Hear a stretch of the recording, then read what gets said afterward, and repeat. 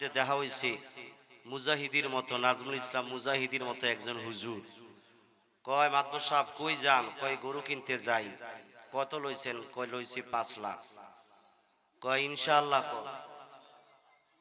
কয় পকেটে টাকা, ব্যাংকে টাকা, আমার বাড়িতে টাকা, মাঠে হাটের ভিতরে গরুর অভাব নাই, আবার ইনশাআল্লাহ কি আছে না নাই? আল্লাহর নাম লইয়া যান। কই কি কও তুমি? টাকা আছে, আছে না কিছু মানুষ আল্লাহ রাসূলেরা চিনে না। তো মাশাআল্লাহ বাজারে গিয়া যখন গরুর দাম দুস করতে আছে, পিছন দিক দিয়া পকেট সিরা এত নিচে নিচে পকেট সুদ্ধা নিচে গরু কিনতে গেছে। কত? কয় 5 লাখ। দেন টাকা দেন। পকেটে হাত দিয়া দেহে টাকা নাই। এখন কয় ইনশাআল্লাহ টাকা নিয়ে গেছে, ইনশাআল্লাহ টাকা নিয়ে গেছে, ইনশাআল্লাহ। মাশাআল্লাহ আইছে হুজুরের মুজাহিদি সাহেব আবার দেখা, কি ও আমার গরু কো? কয় ইনশাআল্লাহ টাকা চুরে নিছে। কয় হে ইনশাআল্লাহ বলি তো আল্লাহ রাসূলের নাম নেওয়া দরকার আছে না নাই? হুজুর মনে থাকে না। আল্লাহ রাসূলের নাম নিয়া কয়েক মর্তবা শুরু করলাম, 3.5 ঘন্টা। কয় ঘন্টা? মা বোনরা আছে?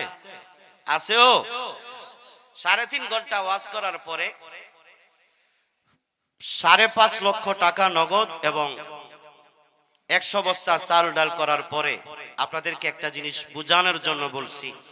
যখন চলে আসলাম, চেয়ারম্যান সাহেব ছিল। চেয়ারম্যান সাহেব কয় হুজুর মহিলারা সব ধরছে, প্যান্ডেলের ভিতরে প্রায় 7,000-এর উপরে মহিলা আছে। কয় হাজার? কিসে কয়? কয় আগামী বছর আইতে হইব, নাইলে কিন্তু হেরা মাহফিলে আইতো না, 1 টাকাও দিত না। তো আল্লাহর রাসূলের নাম নিয়ে যখন কোনো কাজ করা হয়, ওই কাজের মধ্যে বরকত দেয় কে? আরো জোরে বলেন। আজকে আমার সাবজেক্ট দিছে আমার ভাই, পিতামাতার হক। আমার আগে হুজুর করছে না? পিতামাতার কথা বলছে না? নবীর কথা বলছিনি? তা আমিও এলোমেলো ভাবে 2-1টি কথা বলবো। যদি আপনারা আমার পাশে থাকেন, আর যদি চলে যান, মনে বড় ব্যথা পাবো, কষ্ট পাবো। কারণ আমি হচ্ছি মেহমান, আর আপনারা হইলেন কি? মেজবান। মেজবান এর বাড়িতে যদি মেহমান আসে, মেজবান কি বাড়ি থেকে দূরে যায় না কাছে আসে? আমার যুবক ভাইয়েরা, আপনাদের সামনে জান্নাতের বাগান। কিছু কিছু মানুষ আছে বুঝাও বুঝে না, বুঝাও কি বুঝে না। যুবক,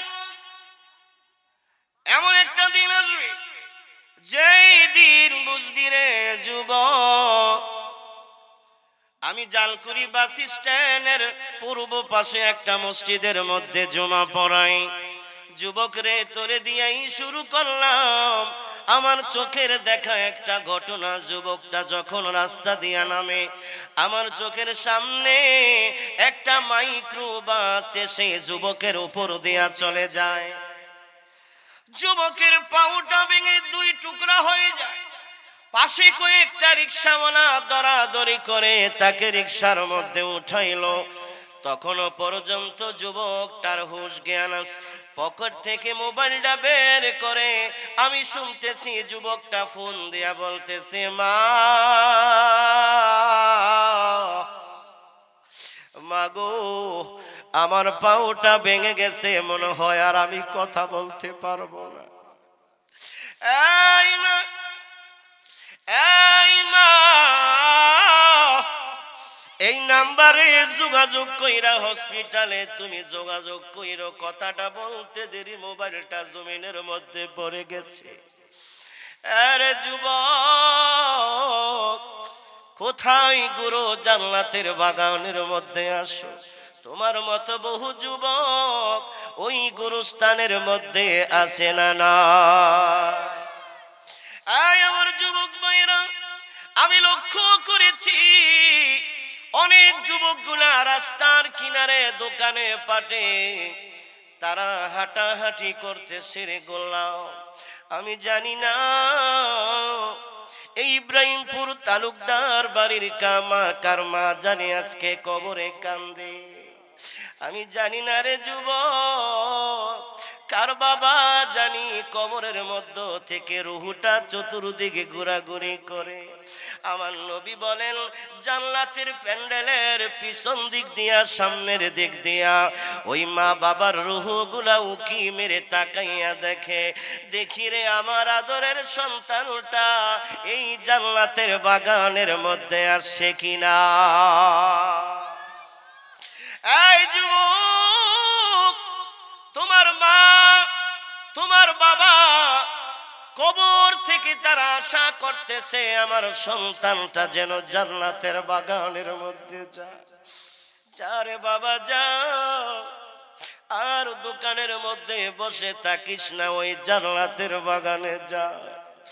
দেখ যায়া তোর মতো বহু যুবক মার জন্য দোয়া করার জন্য বসে আছে।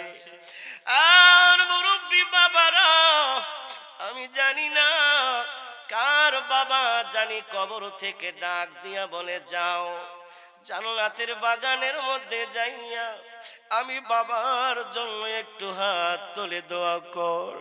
তোর বাবা কবরে শান্তিতে নাই রে বাবা, আমি বাবা কি তোর জন্য কম করছি নাকি? আমি মায়ের ঋণ কোনোদিন শোধ করতে পারবি না। ও যুবক, চতুর্দিক দিয়া তোমার মা উকি মেরে তাকায়, ওই মায়ের জন্য কি একটু দোয়া করবা না? আসো আসো, ওই মা বাবার জন্য আমরা হাত তুলে দোয়া করবো আর বলবো মালিক ওরে আমার আল্লাহ, যেই মা নিজে না খাইয়া সন্তানের খাওয়াইছে, যেই মা নিজে না পইরা সন্তানের পড়াইছে রে বাবা, ওই মায়ের ঋণ কোনোদিন শোধ করতে পারবি না। জান্নাতের বাগানের মধ্যে আয়েশা কোন সন্তান যখন বলে আল্লাহ, পৃথিবীতে যখন আমার মা ছিল আমি বুঝি নাই, আজকে মা নাই বুঝি মা বাবা কত ধন সম্পদ ছিল রে আল্লাহ, তুমি আমার মা বাবাকে মাফ করে দাও। আমার নবী বলেন সন্তান যখন মা বাবার জন্য এমনি ভাবে হাত বাড়ায়, তার চোখের পানি নাকের ডগায় আসার আগে আমার আল্লাহ ওই মা বাবার কবরকে জান্নাতের বাগান বানায়া দেয়। আমি কেমন করে দেব মাটি তোমারি কবরে, আমি কেমন করে দেব মাটি তোমারি কবরে, মা তুমি যেও না গো আমার আগে মরে। ও যুবক, ওই মায়ের জন্য কি একটু মায়া লাগে না? ওই বাবার জন্য কি একটু মায়া লাগে না? আসো এই জান্নাতের বাগানের মধ্যে বসো। আসেন আমার যুবক ভাইরা, মুরব্বী বাবারা, আমি আল্লাহ পাকের কালাম থেকে কথা আরম্ভ করি। রাজি আছেন সবাই? আমার আল্লাহ বলেন ওয়াকাদা রাব্বুকা আল্লা তা'বুদু ইল্লা ইয়া, ও গোলাম ইবাদত করতে হবে একজনের। জোরে বলেন তিনি কে? আরো জোরে বলেন ইবাদত হবে কার? আল্লাহর ইবাদত করতে হবে। এই পৃথিবীর মানুষেরা, ওরে যুবক, কত গুনাহ করেছো, অন্যায় করেছো, দূরে দূরে থাকো আল্লাহর ঘর থেকে, মসজিদ থেকে, মাদ্রাসা থেকে তোমরা পলায়ন করে থাকো। দুনিয়ার জমিনে কোনো মানুষ যদি অন্যায় করে, অপরাধ করে, পুলিশ প্রশাসনের লোকগুলা তাকে ধরার জন্য দৌড়ায়, মা বাবা তাকে মারার জন্য দাওয়া করে, বাবা সন্তানকে শাসন করার জন্য দাওয়া করে, কেন তুই অন্যায় করলি? কিন্তু তোর আল্লাহ এমন এক আল্লাহ রে, বান্দা যখন কোনো অন্যায় করে, অপরাধ করে, আমার আল্লাহ বলেন দূরে যাস না, দূরে যাস না, আমি আল্লাহ তোর পিছনে ঘুরি, তুই ক্ষমা চা, আমি আল্লাহ রব তোরে মাফ কইরা দিতে চা। ও আমার যুবক ভাইরা রে,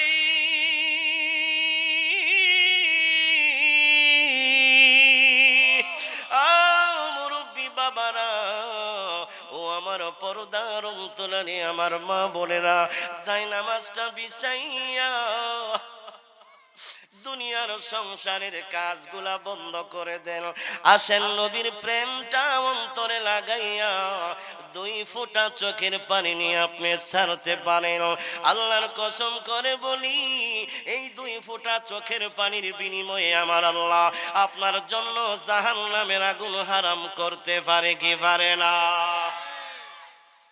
হযরত ইমাম গাজ্জালী রাহমাতুল্লাহ আলাইহি বলেন, পৃথিবীর মানুষ কাল কিয়ামতের দিন হাসরের ময়দানে আল্লাহ বলবেন ফেরেশতারা একটা ঘোষণা দিয়া দাও। ফেরেশতা বলবে আল্লাহ কি ঘোষণা দিব? এইবার ফেরেশতা ডাক দিয়া বলবে হাসরবাসীরা শোনো, হযরত ইমাম গাজ্জালী রাহমাতুল্লাহ আলাইহি মুকাশাফাতুল কুলুব কিতাবের মধ্যে এইটা নকল করেন। আমার আল্লাহ বলবেন ফেরেশতা ঘোষণা দাও। ফেরেশতারা ঘোষণা দিবে, হাসরবাসী শোনো শোনো, এই হাসরের ময়দানে এমন একজন ব্যক্তি পাওয়া গেছে যে নাকি একটা চোখের পাপড়ির সুপারিশের কারণে আল্লাহ তাকে জান্নাতে পাঠাইয়া দিছে। একটা চোখের পাপড়ি, চোখের পানিগুলা তার গালে আসে নাই, চোখের পানি দিনা গোলাম চোখের পাপড়িগুলা ভিজাইছে। ওই চোখের পাপড়িটা হাসরের ময়দানে আল্লাহর আদালতে দাঁড়াইয়া বলতেছে, মালিক ওরে আমার আল্লাহ, তুমি কাকে জাহান্নামে নিয়ে যাও? তোমার এই বান্দাটা আমি চোখের পাপড়িগুলাকে তোমার বয়ে জাহান্নামের বয়ে চোখের পানি দিয়া ভিজাইছি। আমার আল্লাহ ডাক দিয়ে বলেন ফেরেশতারা যাও ধরে নিয়ে আসো, যে চোখের পানি দিয়া আজকে চোখের পাপড়ি আমি আল্লাহর কাছে সুপারিশ জানায়, যা আমি আল্লাহ এই উসিলা করে আমি আল্লাহ তার নামটাকে জাহান্নামের দফতর থেকে কাইটা, জাহান্নামের দফতর লিস্টি থেকে কাইটা আমি আল্লাহ তাকে জান্নাতি বানায়া দিলাম। জোরে বলেন সুবহানাল্লাহ। এই জন্য আমার আল্লাহ বলেন ফালিয়াদহাকু কলিলা ওয়ালিয়াবকু কাসীরা। কম কম করে হাসরে গোলাম, বেশি বেশি করে কাঁদো। কাঁদলে গুনাহ মাফ হয়, কাঁদলে দিল পরিষ্কার হয়, কাঁদলে তোমার রব খুশি হয়, কাঁদলে তোমার অন্তরের দৃষ্টি খুলে যায়। জোরে বলেন ঠিক কিনা? আজকে আমাদের চোখের পানি আসে না, আজকে গোলাম চোখের পানি চাইরা কাঁদতে পারে না। আজকে মানুষ দুনিয়ার পিছনে লালায়িত, নবীর প্রেম বোঝে না, নবীর ভালোবাসা বোঝে না, মা বাবার খেদমত বোঝে না। আমার নবী বলেন দুনিয়ার মানুষ কোথায় তুমি জান্নাত তালাশ করো? তোমার জান্নাত হইল তোমার মা বাবার পায়ের নিচে। জোরে বলেন সুবহানাল্লাহ। জান্নাত কোথায়? তোমার মায়ের পায়ের নিচে। ও যুবক, তোমার জান্নাত এই চাঁদপুরি দেখো। আজকে এই মঞ্চে এসে ওয়াজ করবো, এটা কোনোদিন কেউ কল্পনা করে নাই। আমার মা ছোটবেলায় বলতো আমার বড় ছেলেটা বড় চালাক, ছোটটাও চালাক, কিন্তু মেজো ছেলেটা কি করব, এটা বিয়া করাবো কেমনে, বউ চালাইবো কেমনে, একটু সিধাটাই মাথা নিচের দিকে দিয়া থাকতাম। 5-6টা প্রশ্ন করলে উত্তর দিতাম একটা। আমাকে দেশ কয় মগা আছে না নাই? আসলে আমি তখন বুঝি নাই যে রব আমাকে কবুল করবে। আমার মা বলে আমি যখন ছোট ছিলাম আমি ঘর থেকে বের হয়ে গেছি আর বলছি মা আমি কোরআন পড়তে চাই, অথচ কোরআন কি জিনিস আমি বুঝি না। 17 বছর বয়সে মাদ্রাসায় ভর্তি করাই। বলবেন হুজুর অবদান কার? আমি দেখেছি আমার মা কদমে সেজদায় পড়ে, জায়নামাজে সেজদায় পড়ে আল্লাহর কাছে দোয়া করেছে, আল্লাহ আমার একটা ছেলেকে তুমি কোরআনে হাফেজ বানায়া দাও। আজকে আমি চাঁদপুরি জায়গায় আসার পিছনে কারণ হলো আমার মায়ের দোয়া আমি আসার আগে আমার মায়ের কদম মুছে করে আসছি আর বলছি গো মা, আমি যখন ছোট ছিলাম তুমি জানোনি এই কথাটা, ও ইব্রাহিমপুরের গ্রামের মানুষেরা কোনোদিন আমি আমার মায়ের সামনে বলি নাই, হতে পারে আমার মা চোখের পানি ছেড়ে খেতে দিতেন। আমি ডাক দিয়ে বলছি মা, পৃথিবীর কোনো মানুষ জানে না আমি যখন মাদ্রাসায় লেখাপড়া করতাম আমি বাড়িতে আসতাম কেন জানো? ও যুবক, বাড়িতে আসার কোনো শখে চাঁদপুরের ছিল না, মাসে একবার করে বাড়িতে আসতাম ওই মায়ের চেহারা মোবারকটা একবার দেখার জন্য। আমি বলেছিলাম মারে, দুনিয়াতে আমার বাবা নাই, আমি বাড়িতে আসি শুধু আমার মাকে এক পলক দেখার জন্য। আমার মা রাস্তার পাশে এসে আমাকে দেখার জন্য আড়ালে চোখের পানি ছাইরা কাঁদত। এখন বলে চাঁদপুরি তুমি সারা দেশে বয়ান করো, তুমি জানো না এই খবর কেউ আসতো না, তোমার মা গরম একটা ডিম নিয়া কত সুন্দর খাবার নিয়া তোমার জন্য অপেক্ষা করত। তুই যখন মাদ্রাসায় যাস তোর মা আড়ালে তাইকা চোখের পানি ছেড়ে কামতো আর বলতো আল্লাহ তোমার রাস্তায় আমি দিয়া দিলাম, তোমার রাস্তায় আমি সফল তো করে দিলাম। আমি একজন জেনারেল শিক্ষিত বটে, 9-10 পোলা পান পড়াইতাম, ইংলিশ পড়াইতাম, গণিত পড়াইতাম, একটা মসজিদে জমা পড়াইতাম। আমার মা ডাক দিয়ে বলল ওরে বাবা, ইংলিশ পড়ানোর জন্য তোরে আমি আলেম বানাই নাই, যা ঘর থেকে বের হয়ে যা, যতদিন দুনিয়াতে বাঁচবি কোরআনের কথাগুলা নবীর কথাগুলা মানুষের দ্বারে দ্বারে বলবি। আর আমি মা মারা গেলে আমি মায়ের জানাজার নামাজটা তুই পড়ে। যুবক, তুমিও একজন যুবক, আমিও একজন যুবক, তুমিও যুবক, মুজাহিদি নাজমুল ইসলাম মুজাহিদিও যুবক। তুমি চলো কোন রাস্তায়, মুজাহিদি চলে কোন রাস্তায়, আলেমরা চলে কোন রাস্তায়? মনে করছো তুমি আরো 50 বছর বাঁচবা? না না না, একটা সেকেন্ডের গ্যারান্টি কেউ দিতে পারে না, একটা সেকেন্ডের গ্যারান্টি কেউ দিতে পারে না। আমি প্রতিদিন প্রায় আসরের নামাজ পড়ে আমি মাহফিলে বের হই, আসরের নামাজে প্রতিদিন আল্লাহর কাছে দোয়া করি আর আল্লাহর কাছে বলি আল্লাহ তুমি আমারে সাহায্য কইরো, চলার পথে অ্যাক্সিডেন্ট দুর্ঘটনা থেকে বাঁচাইও, একটা সেকেন্ড বেঁচে থাকার কোনো ক্ষমতা আমাদের নাই। এমনি ভাবে বাজার মা কি জিনিস বুঝবা, যখন মনে করি চাঁদপুরি যখন মনে করে কবে জানি আমার মা দুনিয়া ছেড়ে চলে যায়, এই জন্য আমি বলি মা, মা যেন আমার আগে না মরে, আমি যেন মায়ের আগে মারা যায়।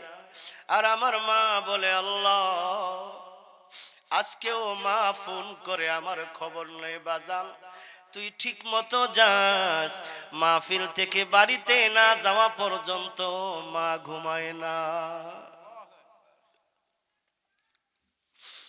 মাগো তোমার মতো লয় না কেহ আমায় কোলে টানি, আদর করে মুছে নাকি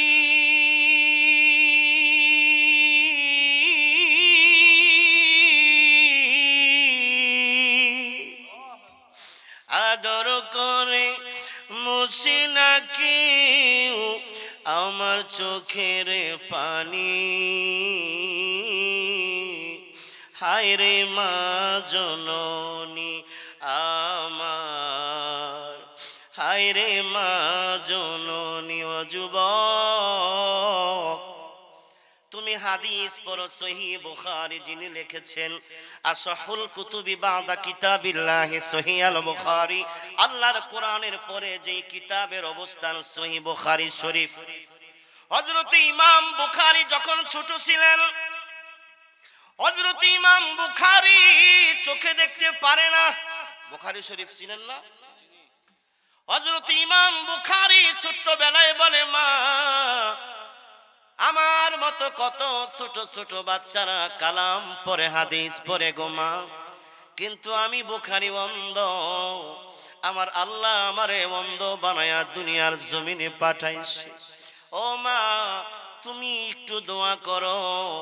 মায়ে দোয়া করলে নাকি আমার আল্লাহ ফিরায় না। আমার মন বলে গো তুমি যদি দোয়া করো আমার আল্লাহ আমার চোখের দৃষ্টি ফিরাইয়া দিবে। তা কি মনে করেন একটা জন্ম অন্ধ ইসমাইল বুখারী যিনি বুখারী শরীফ লিখেছেন, তিনি বলতেছেন আমার মা যায় নামাজ বিছায়া আমি তাকে আমি দেখলাম শুনলাম আমার মা যায় নামাজে সিজদায় পড়ে আল্লাহর কাছে বলতেছে, ওরে মালিক আমার সন্তান আমি মার কাছে দোয়া চাই, আমি মা দোয়া করলে নাকি তার চোখের দৃষ্টি তুমি ফিরাইয়া দিবা। মা হাত তুলে বলে, আল্লাহ আমার বুখারীর ইসমাইলের চোখের দৃষ্টি তুমি ফিরাইয়া দাও। মা চোখের পানি ছেড়ে কান্দে কান্দে কান্দে, আরে যুবক কান্দতে কান্দতে সিজদায় পড়ে গেছে, বেহুশ হয়ে গেছে। মা সেজদা থেকে যখন মাথা উঠাইবে এমন সময় ইসমাইল বুখারী আঁকি ডাক দিয়া বলে, মা তুমি ওঠো ওঠো ওঠো গো মা, তোমার দোয়ার কারণে আমার আল্লাহ আমার চোখের দৃষ্টি ফিরাইয়া দিয়েছে। মায়ের দোয়া কত বড়। অনেকে বলে আমি নামাজ পড়ি আমার নামাজ কবুল হয় না, আমি রোজা রাখি রোজা কবুল হয় না, কেন জানি ভালো লাগে না। কেন ভালো লাগে না? কারণ বাড়িতে তোমার মা তোমার বাবা তোমার প্রতি অসন্তুষ্ট। কোন সন্তানের প্রতি মা বাবা যদি খুশি না থাকে তার কোনো ইবাদত আল্লাহর দরবারে কবুল হয় না। রবকে খুশি করতে চান, আল্লাহকে খুশি করতে চান, রাসূলকে খুশি করতে চান, আল্লাহর নবী বলেন যদি তুমি তোমার রবকে সন্তুষ্ট করতে চাও, যদি তোমার মদিনাওয়ালাকে খুশি করতে চাও, তোমার মা বাবাকে খুশি করো। হুমা জান্নাতুকা ওয়া নারুকা, এই মা বাবা তোমার জান্নাত, এই মা বাবাই তোমার জাহান্নাম। যদি মা বাবার খেদমত করতে পারো, রিদর রব্বি ফি রিদল ওয়ালিদি ওয়া সাখাতির রব্বি ফি সাখাতিল ওয়ালিদি, যদি মা বাবা খুশি হয় রব্বুল আলামিন খুশি হয়ে যায়। একজন সন্তানকে ধরে রাসূলের দরবারে নিয়ে আসছে তার বাবা, বৃদ্ধ মানুষ। ইয়া রাসূলুল্লাহ আমার ছেলে আমার কথা শুনে না, এই অভিযোগ মা বাবার আছে না নাই? জোরে বলেন। এই মহল্লায় নাই? বাবাদের অভিযোগ আসেনি? উপায় নাই। ইয়া রাসূলুল্লাহ আমার সন্তান আমার কথা শুনে না, অনেক সম্পদের মালিক, আমার কোনো খোঁজ খবর নেয় না। আমার নবী বললেন এ যুবক আমার কাছে আয়, আমার কাছে আয়। আমার নবী বললেন যা যুবক যা, আনতা ওয়া মালুকা লি আবিকা, তুমি এবং তোমার যত সম্পদ আছে সব কিছুর মালিক হইল তোমার বাবা। সুবহানাল্লাহ। তুমি এবং তোমার যত মাল আছে সব কিছুর মালিক তোমার বাবা। এক যুবক মক্কা শরীফে হজ করে, এখানে হাজী সাহেব আছেন? মাশাআল্লাহ হাজী সাহেব আছেন। আপনাদের মধ্যে কোন হাজী সাহেব আছেন? কাবা ঘরের গিলাফের কালার কেমন, সাদা না কালা?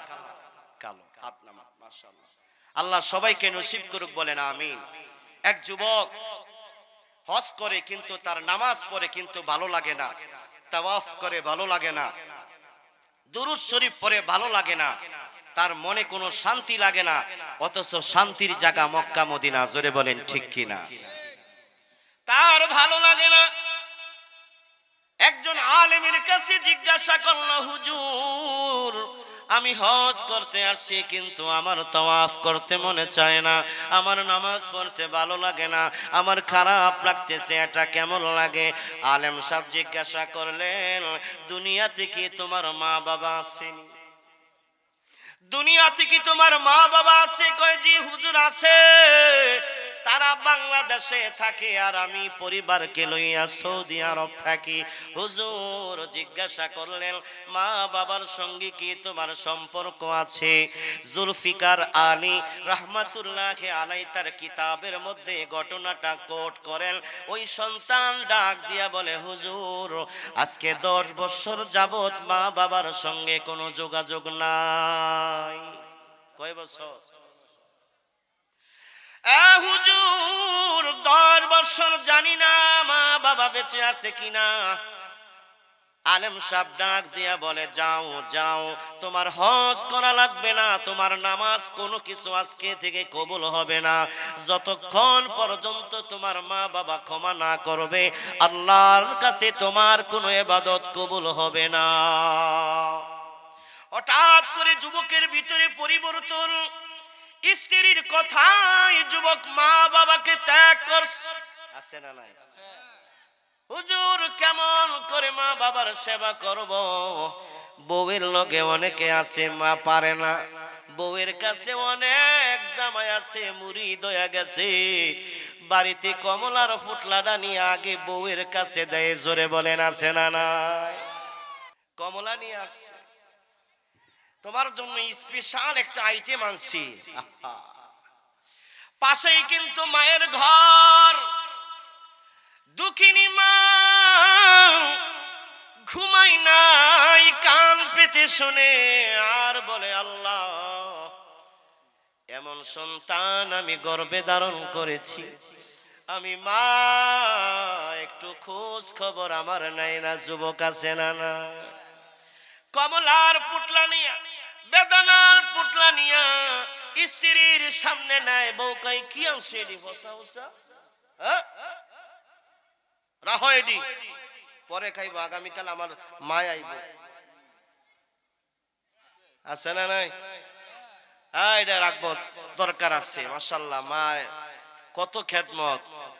কিন্তু যুবকটা তার মার কোনো খোঁজ খবর নিতে পারে না, কারণ সে তাহিরি হুজুর বলে, সে বিয়া করে নাই, সে বিয়া বইছে।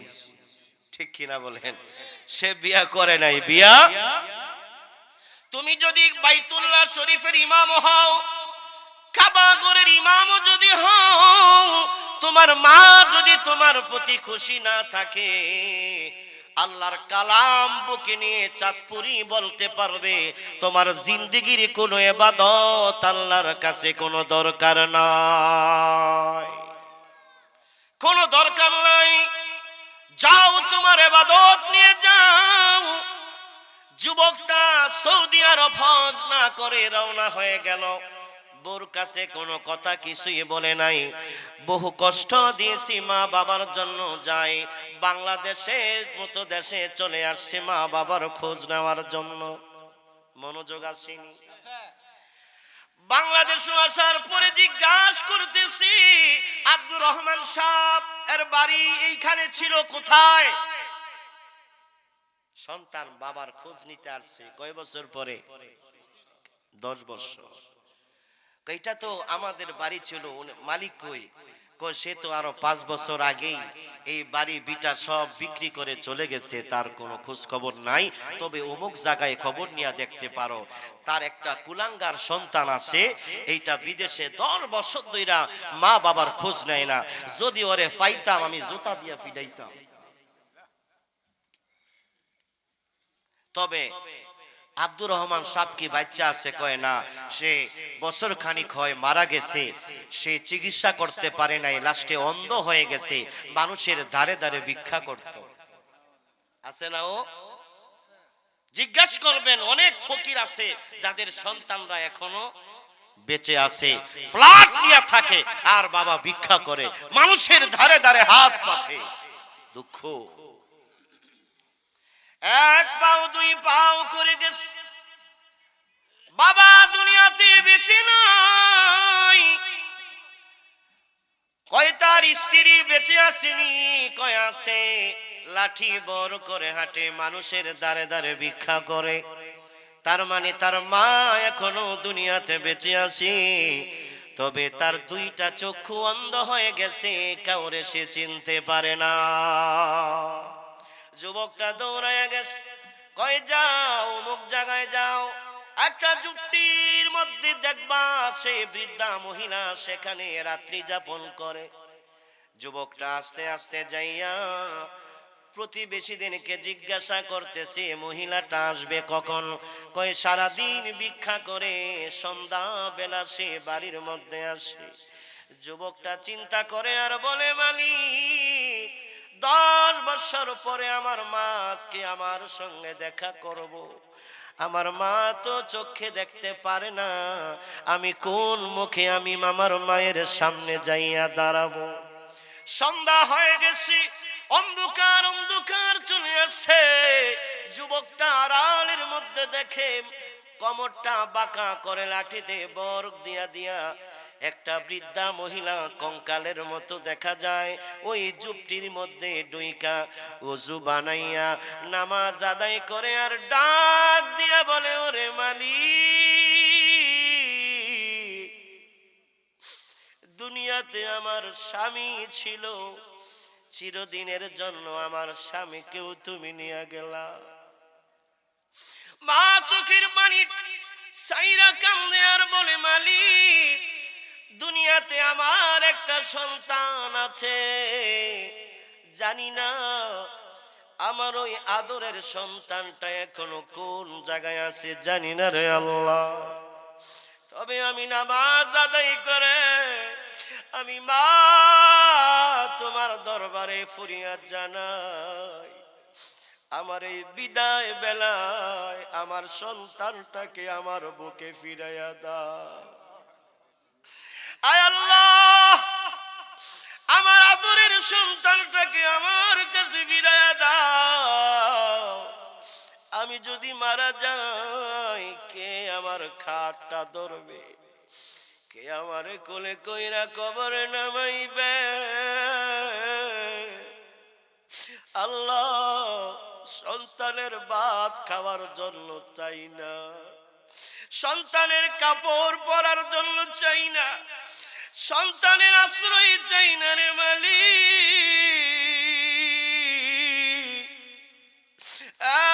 যুবক, আজকে যদি মা তোর বাড়িতে থাকে, কোনদিন যদি মায়ের মনে কষ্ট দিয়ে থাকো, আজকে মায়ের কদম জড়ায়া বলবি, মা আমি ভুল করে ফেলেছি, আমারে মাফ কইরা দিস। পৃথিবীতে এমন কোন মা নাই যেই মা তার অন্তরে কোনো অভিমান রাখবে। দেখবি রে যুবক, তোর পিঠে মাথায় হাত বুলাইয়া ওই জান্নাতি হাত দিয়া তোর মা দোয়া করাই দিবে, বল যা আমি মাফ করে দিলাম, আমার আল্লাহ যেন তোরে মাফ করে দে।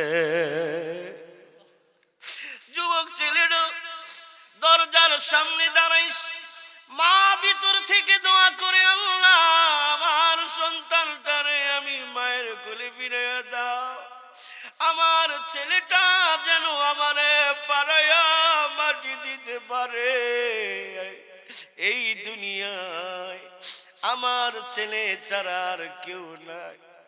আড়াল থেকে ছেলেটা চোখের পানি ছাড়ে, আল্লাহর কাছে বলে, আল্লাহ এই মা রাইখা আমি 10টা বছর দূরে ছিলাম, আজকে যদি আমার মা আমারে মাফ করে, আমার উপায় কি হবে? দরজার সামনে দাঁড়াইয়া যুবকটা মা কয়ে ডাক দিল, মা চোখের পানিগুলো মুছে 10 বছর পরে সন্তানকে দেখবে। মা বলে, কে আমার দরজার সামনে আইসা মা বলে ডাক দিলি?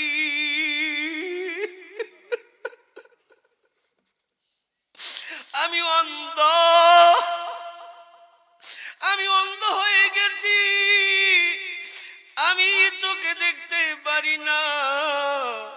তবে আয় তোর কণ্ঠে আমি বুঝতে পেরেছি তুই আমার নারী চারা দর, তুই আমার আদরের সন্তান রে বাবা। আয় আমি মায়ের বুকে, মা ওই কঙ্কালের মতো হাত গুলা দিয়া সন্তানের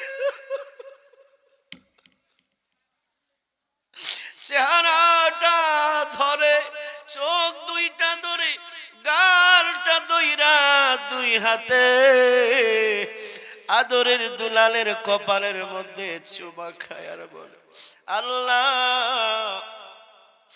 আমার সন্তানকে তুমি মাফ করে দাও। বাবা কথা দে আর কোনদিন আমি মাকে ছেড়ে যাবি না।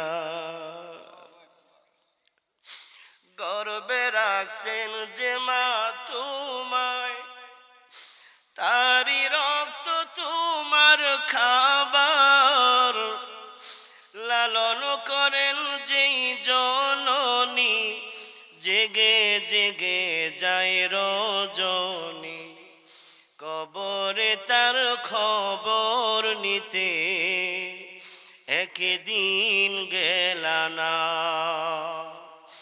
আপনার আপন কেসে দন মন তারে চিনিলা না,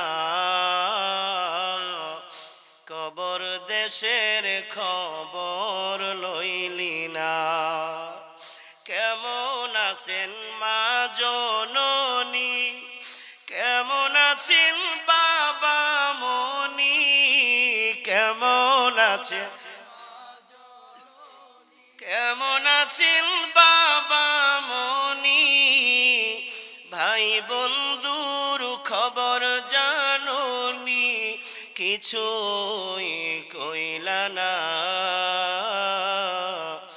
এই কবর দেশে মায়ের পাশে একদিন গেলা না। 3.5 হাত গর্তে ফেলে কেমন কইরাইলা চলে, মারে 3.5 হাত গর্তে ফেলে কেমন কইরাইলা চলে, বাড়ি আইতে দেরি হইলে যে মা ঘুম আইতো না, বাড়ি আইতে দেরি হইলে যে মা ঘুম আইতো না। সেই কবর দেশে মায়ের পাশে একদিন গেলা না, সেই কবর দেশে মায়ের পাশে একদিন গেলা না।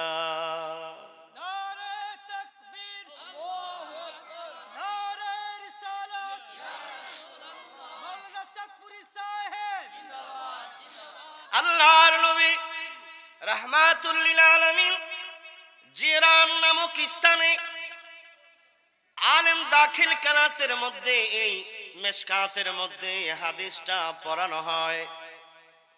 ওলামায়ে কেরাম আছেন, জিরান নামক স্থানে আপনার নবী আমার নবী গোশত বন্টন করতেছে, চতুর্দিকে সাহাবায়ে কেরাম বসে আছেন।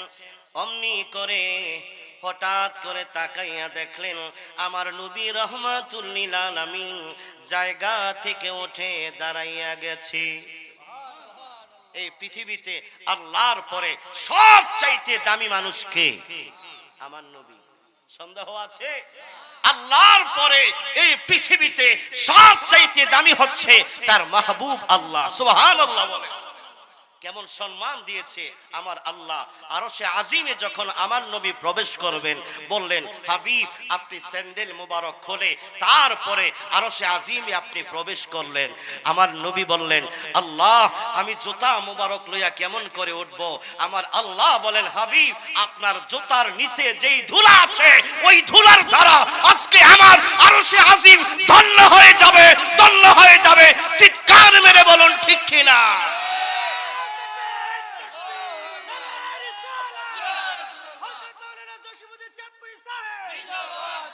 আজকে এক শ্রেণীর মানুষ সেই নবীকে বলে আমার মতো। আছে না নাই? জোরে বলেন আছে না নাই?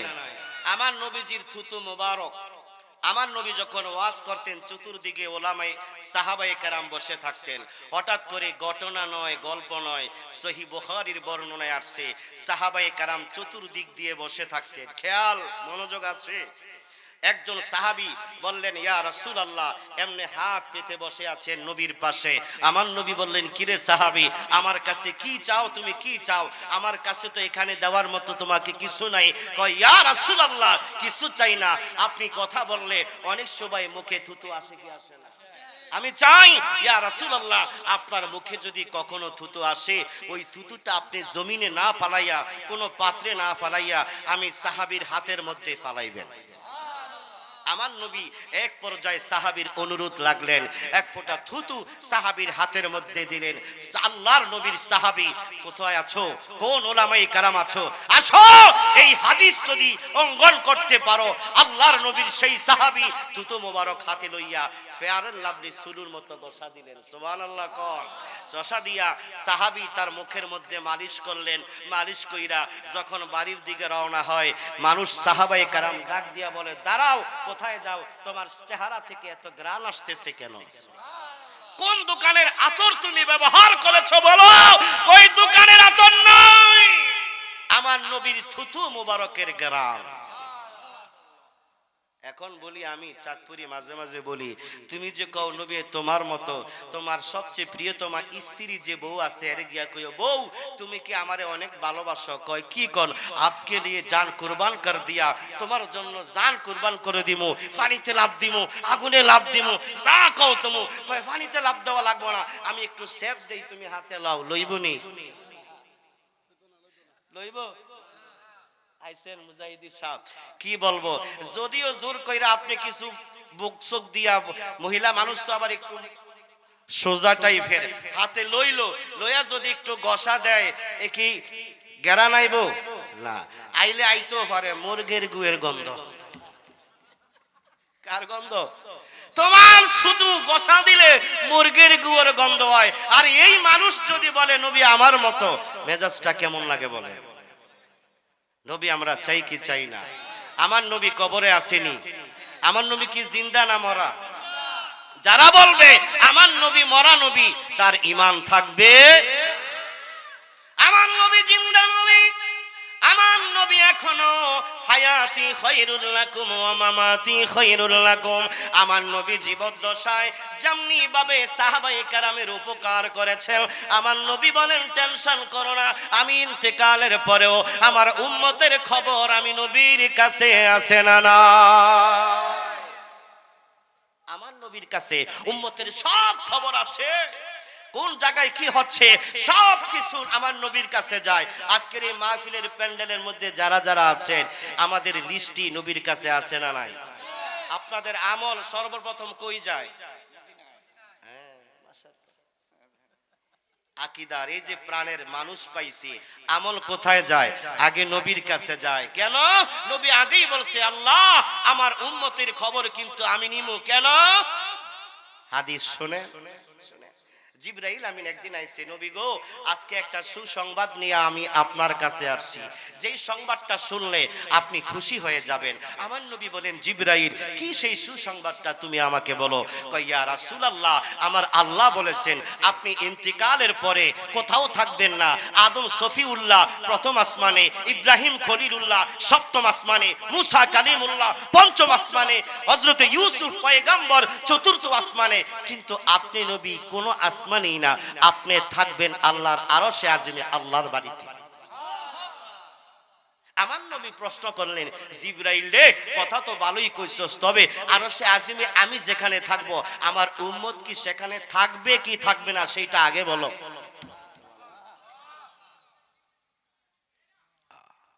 উম্মতের কথা আমার নবী একটা মুহূর্তের জন্য ভুলে নাই। ইয়া রাসূলুল্লাহ, আপনি নবী আল্লাহর বাড়িতে আরশে আজিমে থাকার জন্য আমার আল্লাহ পারমিশন দিয়েছেন, কিন্তু আপনার উম্মত থাকবে জমিনে, আপনি নবী থাকবেন আরশে আজিমে। এই কথা শোনার পরে আপনার নবী আমার নবী রহমাতুল লিল আলামিন চোখের পানি ছাইরা হাউমাউ করে কান্না আরম্ভ করে দিলেন। হযরতে জিবরাইল আমিন ডাক দিয়া বলেন, ইয়া রাসূলুল্লাহ, ইয়া হাবিবাল্লাহ, নবী গো নবী গো নবী গো, এমন সংবাদ পাওয়ার পরে তো আপনার কান্নার কথা নয়, আপনি কেন কাঁদতেছেন গো নবী? আমার আল্লাহর রাব্বুল আলামিনের কাছে আমার নবী বললেন, ওরে জিবরাইল তাড়াতাড়ি করে যাও, আমার আল্লাহর কাছে যাইয়া বলো এই সিদ্ধান্তে আমি আল্লাহর সাথে একমত নই। তাহলে আপনি কি চান? আমার নবী ডাক দিয়া বলেন, জিবরাইল, জিবরাইল তাড়াতাড়ি করে যাও, আমি রাসূল সিদ্ধান্ত নিয়েছি আমার উম্মত যেই জমিনের মধ্যে থাকবে রে, আমি এই জমিনে আমার উম্মতের সঙ্গে থাকতে চাই। বাংলাদেশ থেকে আমার উম্মতেরা আসবে, সৌদি আরব থেকে আমার উম্মতেরা আসবে, ব্রিটেন জাপান আমেরিকা থেকে আমার উম্মতেরা আমি রাসূলের সঙ্গে দেখা করতে আসবে, আমি রাসূলকে সালাম জানাবে, আমি রাসূলের কদমের পাশে বইসা আমি রাসূলের কাছে মনের কথা গুদা বলবে, ইয়া রাসূলুল্লাহ, ইয়া হাবিবাল্লাহ, ইয়া রাসূল ইবাল্লাহ, ইয়া রাসূলুল্লাহ,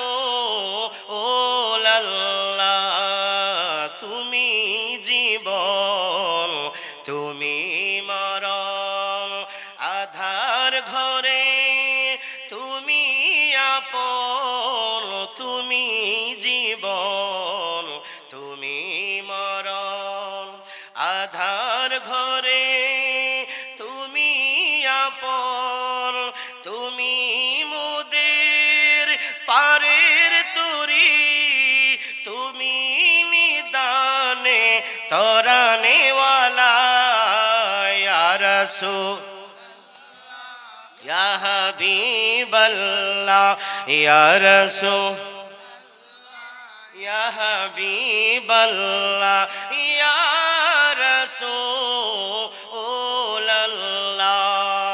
তুমি মোদের আশার আলো, তাই তো তোমায় নবীবাসী ভালো, তুমি মোদের আশার আলো, তাই তো তোমায় নবীবাসী ভালো, হৃদয় নামের ফুলদানিতে গেথে রেখেছি প্রেমের মালা, ইয়া রাসূলুল্লাহ, জোরে লা, ইয়া রাসূলুল্লাহ, লা, ইয়া রাসূলুল্লাহ, সেই নবীজির দিদার আমরা চাইকে চাই না। বন্ধুরে আমার, ও আমার যুবক ভাইয়েরা, পর্দার অন্তরালে আমার মা বোনেরা, ওরে আমার ইব্রাহিম পেলাগান তালুকদার বাড়ির ভাইরা রে, ও যুবক আসরে যুবক এই জান্নাতের বাগানের মধ্যে আসো, নসিব খুলে যাবে, জীবনের গুনাহ মাফ হয়ে যাবে। দুনিয়ার জমিনে যদি মা বাবা থাকে, মনে রাখো জীবনে কোনোদিন মা বাবার মনে কষ্ট দেওয়া যাবে পারবো ইনশাআল্লাহ। মা বাবাকে কষ্ট দিব না। কারা কারা রাজি আছে দুই হাত তুলে দেখাই, নারে তাকবীর।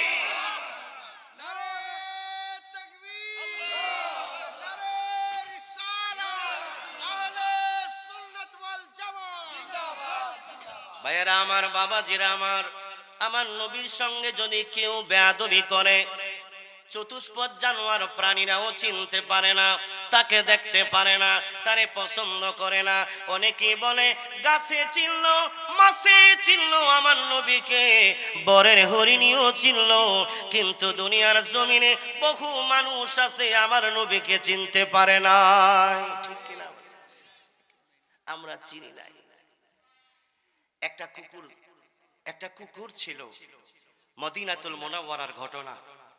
দুইজন ইহুদি রাস্তা দিয়ে হাইটে যায়, একটা কুকুর গিয়া একজন ইহুদির পায়ের মধ্যে শুধু শুধু কামড় মারছে। সুবহানাল্লাহ। কথাটা বলবো? কার পায়ে? ইহুদির পায়ে। কামড় মারার পরে গোস্তটা যখন উঠে নিয়ে গেছে, ইহুদিটা হাউমাউ করে কান্না আরম্ভ করে দিয়েছে, রাস্তা দিয়া দৌড় মারছে। এক লোক ডাক দিছে, কোথায় যাও তুমি? কয় ডাক্তারের কাছে যাই।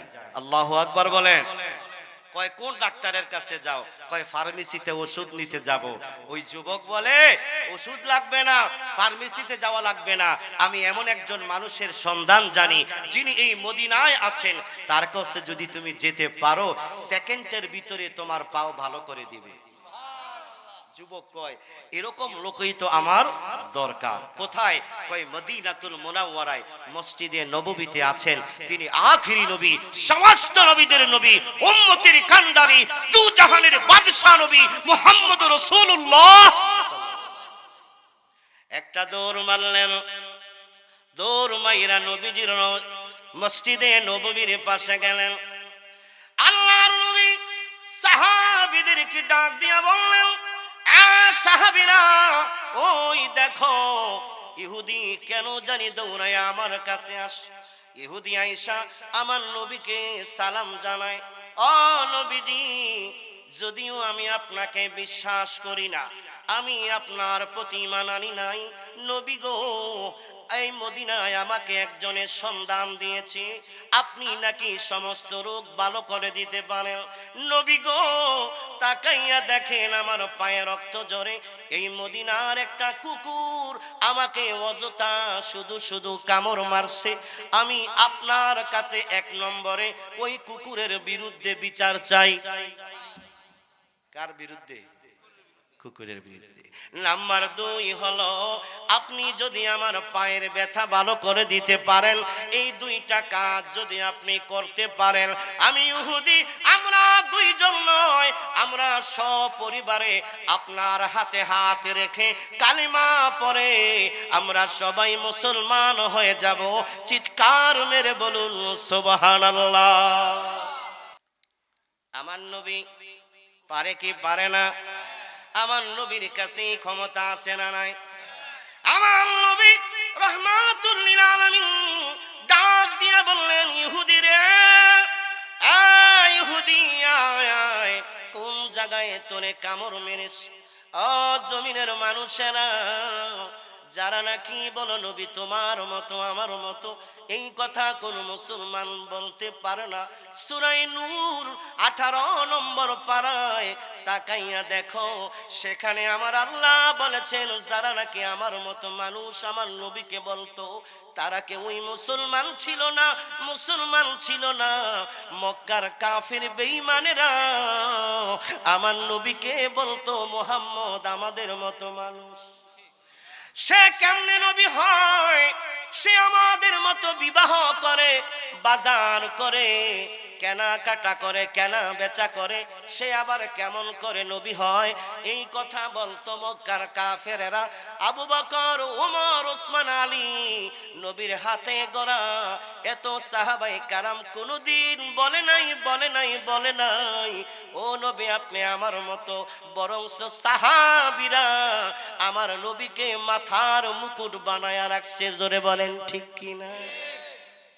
বিদায় হজের সময় আমার নবী যখন মক্কা থেকে মদিনায় বুঝার জন্য বলছি রে বাবা, যখন আমার নবী গারে সুরে পিছন দিক থেকে আবু জাহেল তাড়া করে, আজকে আমার নবীকে পাইলে আবু জাহেল মেরে ফেলবে।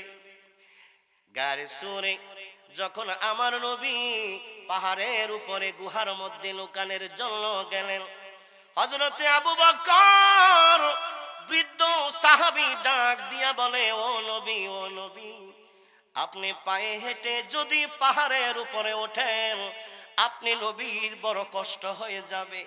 আপনি আবু বকর কাদের উপরে ওঠেন, আমি ছোট বাচ্চার মতো নবী আপনাকে লইয়া ওই পাহাড়ের উপরে উঠে যাব। জোরে বলেন সুবহানাল্লাহ।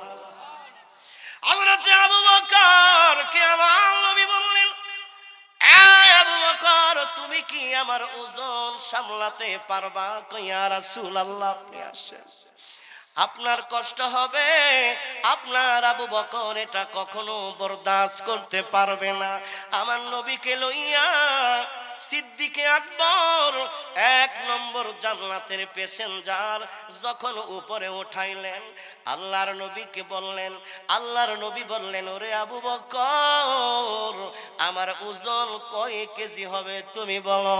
হযরতে আবু বকর কয় ইয়া রাসূলুল্লাহ, ইয়া হাবিবাল্লাহ নবীজি,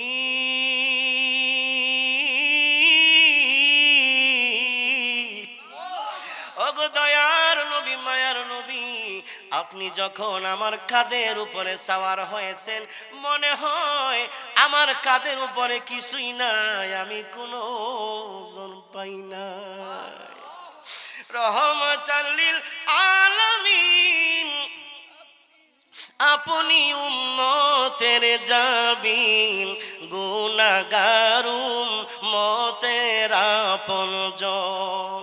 আল্লাহর নবী, নূরের নবী গো, আপনি নবী আমার জীবনের জীবন। আল্লাহর নবী, নূরের নবী গো, আপনি নবী আমার, আপনি আমার জীবন সাথী, অন্ধকার কবরের বাতি, আপনি আমার নির্দুনিয়ার দল। আল্লাহর নবী, নূরের নবী গো, আপনি নবী। যেই কথাটা বলতেছিলাম রে বাবা, কুকুরের কথা মনে আসেনি? জীবনে বহু পার্লামেন্ট শুনেছেন, বিচারালয় শুনেছেন, কোনদিন শুনেছেন কুকুরের বিরুদ্ধে বিচার? নবীর কাছে আসছে, যদি কুকুরের বিচার আপনি করতে পারেন, আমার পাওটাকে যদি আপনি সুস্থ করতে পারেন, কালিমাও পড়বো, আপনাকে নবী হিসাবে মানবো, আমার ফ্যামিলি সব। মারহাবা বলেন। আপনাদের কি বিশ্বাস আমার নবীর সেই ক্ষমতা আছে না নাই? এই ক্ষমতা দিয়েছেন কে? 2 হাত তুলে বলো কে?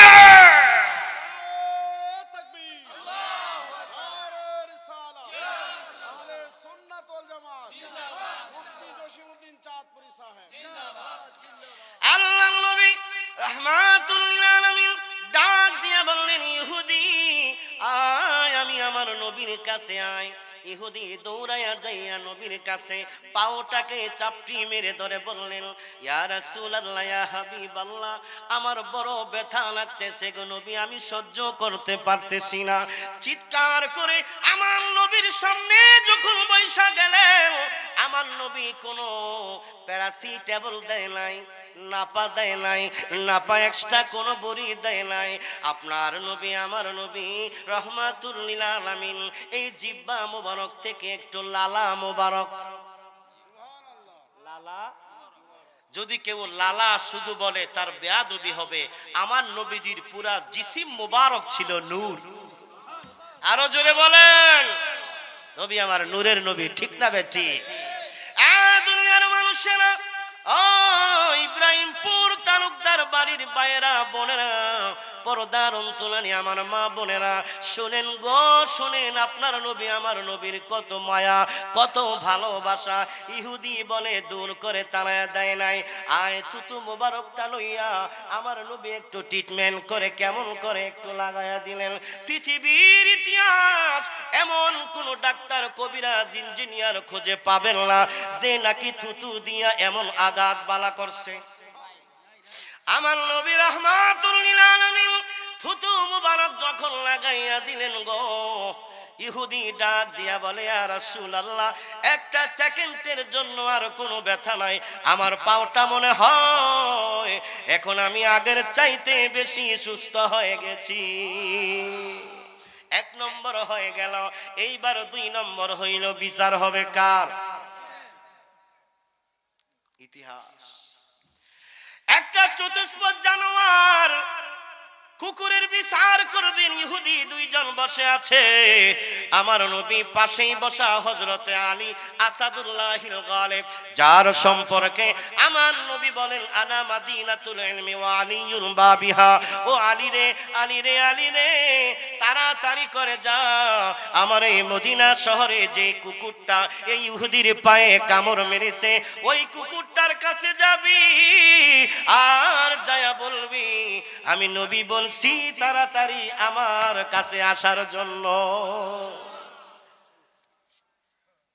কুকুর আমার নবীকে চিনে আর উম্মত হইয়া সেই নবীকে, এই জন্য আমি বলি, চিনিলি না রে কপাল পোড়া নূর নবীজির শান, যেই নবীজির উসিলাতে তামাম জাহান, যেই নবীজির উসিলাতে তামাম জাহান, চিনিলি না রে কপাল পোড়া নূর নবীজির শান। আমার নবী মেরাজে গেছে, জাহান্নামের কিনারে একটা চেয়ার দেখা যায়। জিব্রাইল এই চেয়ারটা কার? জিব্রাইল কয়, হুজুর আপনার। কেন রে জাহান্নামের গেটের সামনে আমার চেয়ারটা রাখলি? আমার নবীকে ডাক দিয়া বলে, জিব্রাইল বলে, ইয়া রাসূলুল্লাহ, নবী গো, এই জাহান্নামের ভিতর দিয়া গেট দিয়া যদি কোনো আপনার উম্মত যায়, আপনি নবী তারে হাতে ধইরা লাইবেন। হযরত আদম সফিউল্লাহ বলে, ও নবীজি, দেখলাম চেহারাটা মনে হয় আপনার উম্মতের মতো দেখা যায়। জাহান্নামের ফেরেশতারা দইরা দইরা জাহান্নামে নিয়ে যায়। আমার নবী ডাক দিয়া কয়, ফেরেশতারা রে, একটু দাঁড়া দাঁড়া, আমার কাছে আয়। ফেরেশতারা শুনে না, চইলা যায়। আমার আল্লাহ কয়, ফেরেশতারা দাঁড়া, আমার নবী ডাকছে, আমার নবীর সঙ্গে বেয়াদবি করা যাবে না। নবীর কাছে আনলেন, এটা আমার উম্মত, ছেড়ে দাও। আমার নবী কিন্তু হাতে ধরে লাইছে। কারো ক্ষমতা আছে? একজনের ক্ষমতা আছে, তিনি কে? মুহাম্মদুর রাসূলুল্লাহ। अल्लाह जिसको छोड़ दे छुरा ले मोहम्मद, मोहम्मद जिसको छोड़ दे পাকার নেহি কুই সাকতা। আল্লাহ যদি তোমাকে ছেড়ে দেয় জাহান্নামের দিকে, আমার নবীর আশেক যদি হতে পারো, আমার নবী তোমাকে ধরে জান্নাতে নিয়ে যাবে। উম্মত রে শোনো, আমার নবী যদি তোমার হাত ছেড়ে দেয়, ছেড়ে দেয়, ছেড়ে দেয়, তোমাকে বাঁচার মতো সেদিন কেউ থাকবে না। কারণ আমার নবী একমাত্র শাফিউল মুজনিবিন, রহমাতাল লিল আলামিন। আল্লাহু আকবার বলেন। আমার নবী বললেন, এই ফেরেশতারা ছেড়ে দাও, ছেড়ে দাও। কয়, নবী গো, তার গুনাহের পাল্লা ওজনে ভারী হয়ে গেছে, নেকের পাল্লা হালকা হয়ে গেছে, সে জাহান্নামী হয়ে গেছে। আমার নবী বললেন, ফেরেশতারা আসো, আমি নবীর সামনে আরেকবার ওজন করবা। কোটি কোটি মানুষ সিরিয়ালে আছে, সবাই তাকায় আছে। নবীরা, সমস্ত নবীরা, সমস্ত রাসূলেরা সবাই বলে, কে দেখো মুহাম্মদ আরবীর শান দেখো। জাহান্নামীকে ধরে ধরে আবার মিজানের পাল্লার সামনে নিয়ে আসে। এ ফেরেশতারা, আমার সামনে ওজন দে, আমি নবী দেখবো আসলেই কি তার নেকের পাল্লা হালকা হয়ে গেছে। আপনার নবী, আমার নবী যখন ওজন করা হবে, আস্তিনের পকেটের ভিতর থেকে ছোট্ট একটা কাগজের টুকরা মিজানের পাল্লার মধ্যে দিয়া দিয়েছে। কারো ক্ষমতা আছে? কেউ বলবে না, আমার আল্লাহ কিছু বলবে না। যখন ছোট্ট টুকরাটা মিজানের পাল্লায় রাখলো, নেকের পাল্লাটা ওজনে ভারী হয়ে গেল। এইবার বলল, যাও ছেড়ে দাও, জান্নাতের ফেরেশতাদের হাতে দিবে। যুবকটা জড়ায়া আমার নবীর কদম জড়ায়া কাঁদবে, কে আমি আপনাকে চিনি না। এই কঠিন হাসরের ময়দানে আমার মা নাই, বাবা নাই, কেউই তো আমার একটা নেকি দিল না। আপনি কে আমারে জাহান্নাম থেকে বাঁচাইলেন? আমার নবী ডাক দিয়া বলেন, আরে উম্মত, আমারে চিনোস না, আমারে চিনোস না? আমি তো সেই নবী যেই নবীর জন্য চোখের পানি সাইরা দুরূদ শরীফ পড়তি। আজকে ওই দুরুদের সেই টুকরাটা আমি জমা করে রেখেছিলাম। যারা দুরুদ পড়েন, আমার নবী আপনার দুরুদগুলা কোট করে রাখে, রেকর্ড করে রাখে, জমা করে রাখে। আল্লাহ বললেন, হাবিব আপনার কাছে কেন দুরুদ রাইখা দিলেন? আমার নবী বলেন, হে আল্লাহ, আমার উম্মত যেদিন বিপদে পড়বে, মুসিবতে পড়বে, এই দুরুদ নিয়ে আপনার আদালতে আমি দাঁড়িয়ে যাব। আল্লাহু আকবার।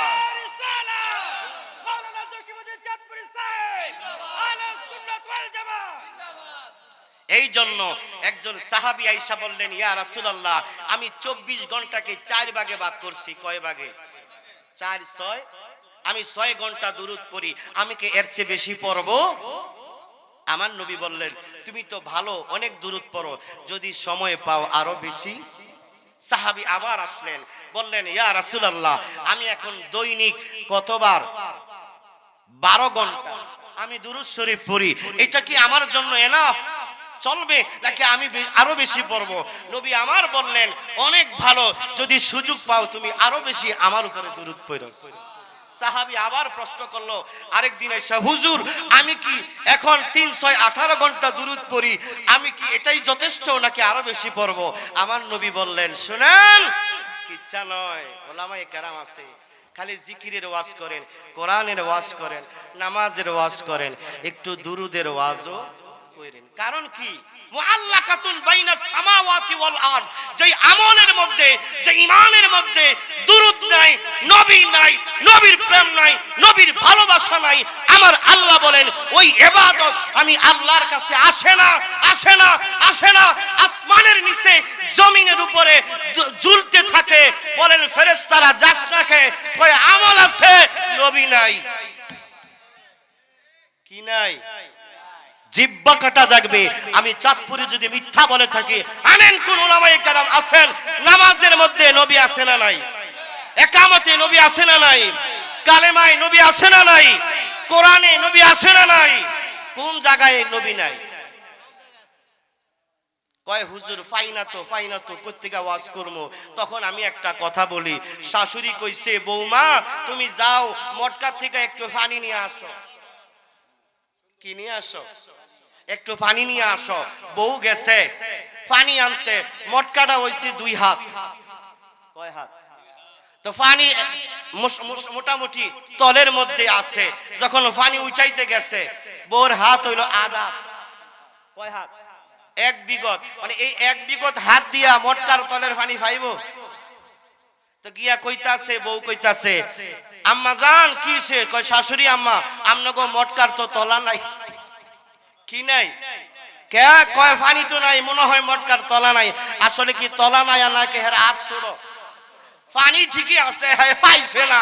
যারা বলো এই হাদিস পায় না, আমি বলি তোমরা হাদিস পড়ো, কোরআন পড়ো, তোমরা খাতা ছিলাও, কিন্তু তোমাকে কি নাই?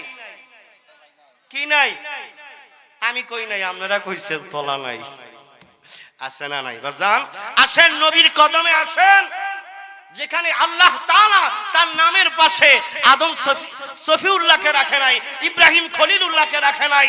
যেই কালিমা পড়েন ওই শাহাদাতের কালিমা, তাওহীদের কালিমা, একত্ববাদের কালিমা, আল্লাহ তাআলা বলেন আমি আমার নামের পাশে লা ইলাহা ইল্লাল্লাহ। মুসা রাসূলুল্লাহ দেই নাই, ঈসা রাসূলুল্লাহ দেই নাই, আমি ইব্রাহিম রাসূলুল্লাহ দেই নাই, আমি মুসা কালিমুল্লাহ দিছি, ঈসা রূহুল্লাহ দিছি, আমার বন্ধুর নামের পাশে মুহাম্মদুর রাসূলুল্লাহ দিয়েছি।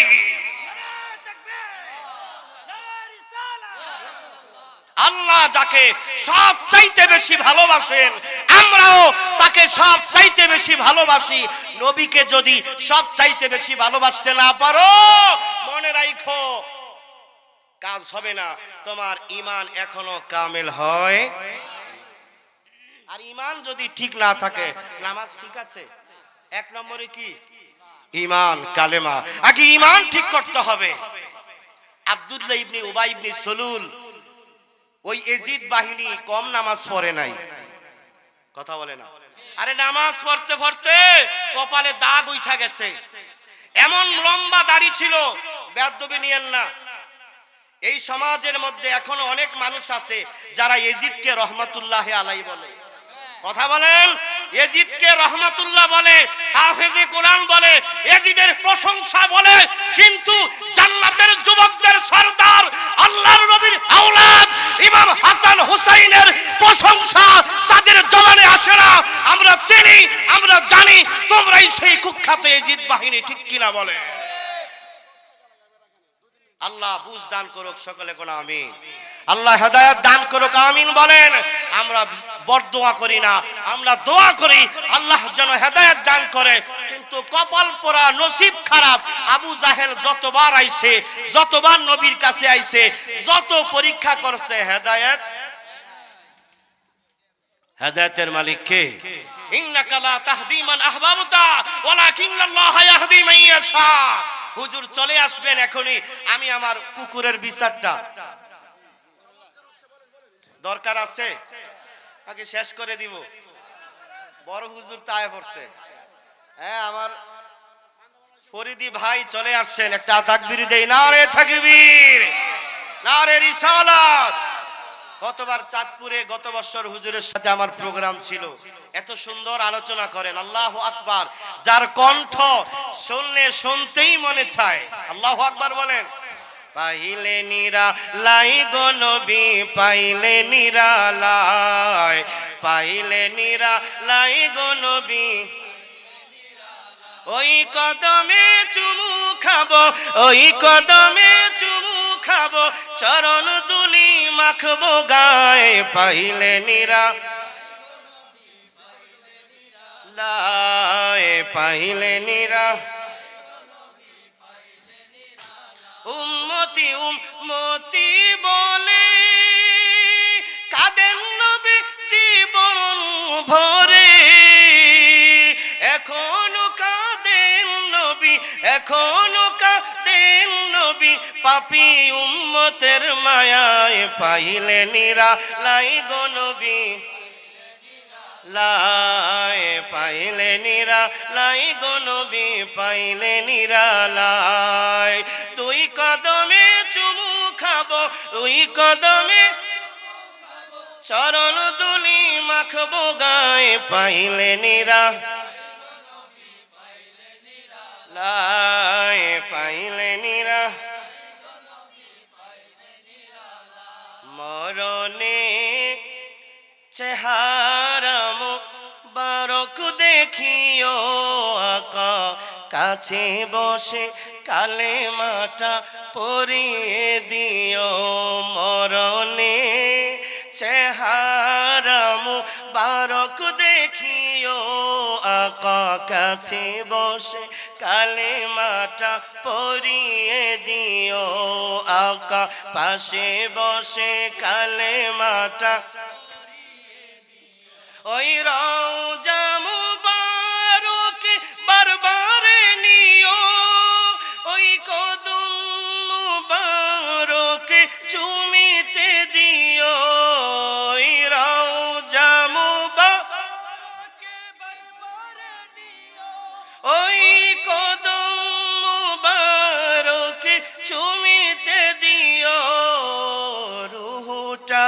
বের হতে হাসিটা দিও আকা রুহটা হাসিটা দিও তোমার মোবারক হাত আমার কপালে দিও তোমার মোবারক হাত আমার দিও তোমার মোবারক হাত আমার দিও মরণে চেহারা মোবারক দেখি ও মরণে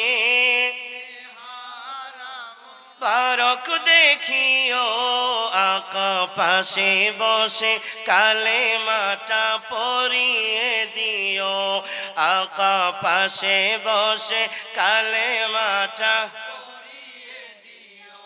ভাইয়ারা আমার বাবাজিরা আমার ও আমার যুবক ভাইয়ারা পর্দার অন্তরালে আমার মা বোনেরা আল্লাহর নবী রাহমাতুল লিল আলামিন মসজিদে নববীর মধ্যে বসা আছেন এমন সময় হযরতে আলী রাদিয়াল্লাহু তাআলা আনহুকে বললেন আলী রে ও আমার আলী তাড়াতাড়ি করে যাও এই মদিনার মধ্যে এই মদিনা শহরে এমন একটা কুকুর আছে যে নাকি ইহুদিকে কামড় মেরেছে যেখানে পাইবি আমি নবীর কথা বলবি আর আমার কাছে দ্রুত গতিতে আসতে বলবি হযরতে আলী রাদিয়াল্লাহু তাআলা আনহু দৌড়ায়া নবীর কাছ থেকে বের হয়ে আসলেন মদিনার অলিতে গলিতে খোঁজাখুঁজি আরম্ভ করে দিলেন হঠাৎ করে হযরতে আলী রাদিয়াল্লাহু তাআলা আনহু তাকায়া দেখেন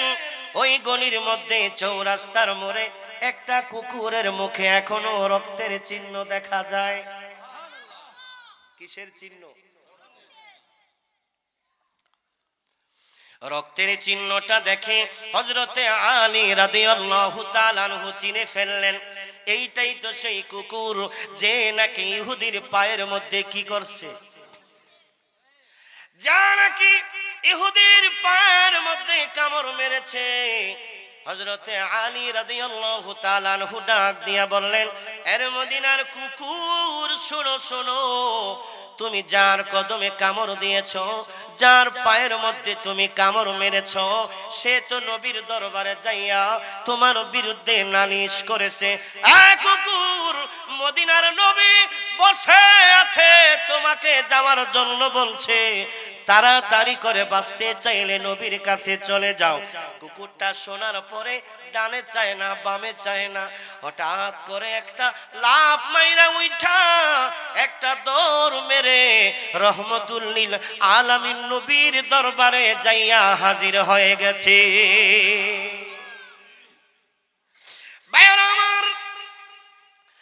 আমার যুবক ভাইরা কুকুরটা যখন নবীর দরবারে গেল কি করে দেখেন অনেকে কুকুর দেখলে সহ্য করতে পারে না কিন্তু আমার আল্লাহ কোরআনের মধ্যে এমন একটা কুকুরের গল্প করেছেন যে কুকুরটা নাকি আমার আল্লাহর জান্নাতের মধ্যে যাবে একটা কুকুর আল্লাহর ওই কুকুরটার নাম কি কিতমির নাম কি ওই কুকুরটা আল্লাহর জান্নাতে যাবে তাফসীরের কিতাবের মধ্যে লেখে তাফসীরে মারিফুল কোরআনে আল্লামা শফি রাহমাতুল্লাহি আলাইহি আব্দুল্লাহ ইবনে আব্বাস থেকে হাদিসটি বর্ণিত তিনি বলেন আমার নবী বলেছেন এই হাদিসের ব্যাখ্যায় বলেন একটা কুকুর আল্লাহর ওলিদের সংস্রবে থাকার কারণে যদি আল্লাহর জান্নাতের মধ্যে যাইতে পারে এই জমিনের মধ্যে যারা আল্লাহ ওয়ালাদের সাথে সম্পর্ক রাখবে আলেমদের সাথে যারা সম্পর্ক রাখবে আলেমদের সাথে যারা ওঠা বসা করবে আলেমদেরকে যারা মহব্বত করে ভালোবাসবে আমার নবী বলেন তারা ও আলেমদের সাথে আল্লাহর জান্নাতের মধ্যে যাবে জোরে বলেন সুবহানাল্লাহ তিনি বলেন একটা কুকুর যদি আল্লাহর ওলিদের সুহবতে থাকার কারণে আমার আল্লাহর জান্নাতের মধ্যে যেতে পারে। আশরাফুল মাখলুকাত এই নেক পরিবেশে থাকার কারণে, জান্নাতি পরিবেশে থাকার কারণে আমার আল্লাহও তাকে আল্লাহর জান্নাতের মধ্যে ঢুকায়া দিবে। কুকুরটা নবীর কাছে গেল, দুইটা পা কদম সামনে দিয়া নবীর সামনে যাইয়া চোখের পানি ছেড়ে কান্দে। আমার নবী কুকুরের ভাষা বুঝে কি বুঝে না? বন্ধুরা রে আমার, জানি না আলোচনাটা আপনারা শুনেছেন কিনা। দেখেন কুকুর আমার নবীকে কেমন করে সম্মান করে। কুকুরটা আকাশের দিকে মাথাটা এমনি করে উঠাইয়া মনে মনে আল্লাহর সঙ্গে কথা বলে, মালিক ও আমার আল্লাহ, আমি চতুষ্পদ জানোয়ার হতে পারি, কিন্তু আজকে আমাকে যার সামনে তুমি আনছো রে আল্লাহ, তিনি তো দু জাহানের বাদশা, রহমাতুল লিল আলামিন।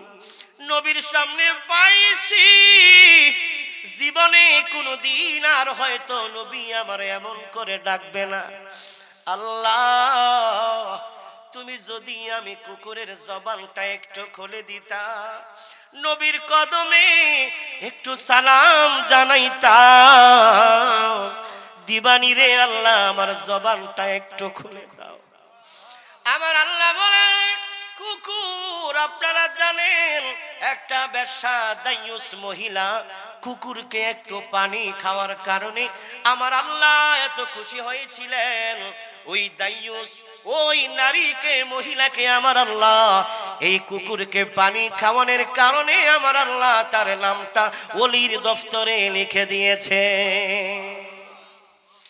এই কুকুরটা আল্লাহর কাছে মুনাজাত করে, আল্লাহ আমার জবানটা একটু খুলে দাও।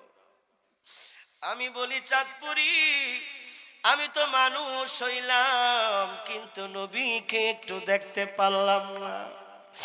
যদি একটা কদম নবী গো তোমারে দেখতে পাইতাম, কদমটা জড়াইয়া মনের কথাগুলা বলতাম। ইয়া রাসূলুল্লাহ, ইয়া হাবিবাল্লাহ, ও নবী, কুকুরটা আমার নবীকে সালাম জানায়। আমার আল্লাহ বলেন, যা তোর জবান খুলে দিলাম। কুকুর মানুষের মতো কথা বলে। সাহাবায়ে কেরাম আশ্চর্য হয়ে গেছে, ও নবী কেন আমারে ডাকছেন? বিচার আরম্ভ হয়ে গেল, কেন আমারে ডাকছেন গো নবী? যদি কোনো বেয়াদবি করে থাকি, আগে আপনার কাছে কি চাই? ক্ষমা চাই। চোখের পানি ছেড়ে নবী আরবীর দরবারে কুকুরটা হাজির হলেন। আমার নবী বললেন, তুমি কেন এই ইহুদির পায়ের মধ্যে কামড় মেরেছো? ইহুদি মনে মনে চিন্তা, কুকুরের কথা কি আর নবী বুঝবে? কুকুরের বিচার কি আর নবী করতে পারবে? এরকম বিশ্বাস কিছু মানুষের আছে না নাই? এই বিশ্বাস নিয়ে ইহুদি মনে মনে কেমন করে আল্লাহর নবী কুকুরের বিচার করবেন? কুকুর, সত্যি করে বলো, তুমি কেন তার পায়ে কামড় মারছো? সে কি তোমাকে কোনো আঘাত করেছে? তোমাকে কোনো পিটা মেরেছে, লাথি মেরেছে? কুকুর ডাক দিয়া বলে, ইয়া রাসূলুল্লাহ, ইয়া হাবিবাল্লাহ, তারা আমারে লাথি মারে নাই। আমারে যদি লাথি মারতো আমি তাদেরকে কিছু বলতাম না। আমারে যদি আঘাত করতো আমি গেউ গেউ করে দূরে চলে যাইতাম। আমাকে যদি গালিগালাজ করতো গো নবীজি, আমি দূরে সরে যাইতাম।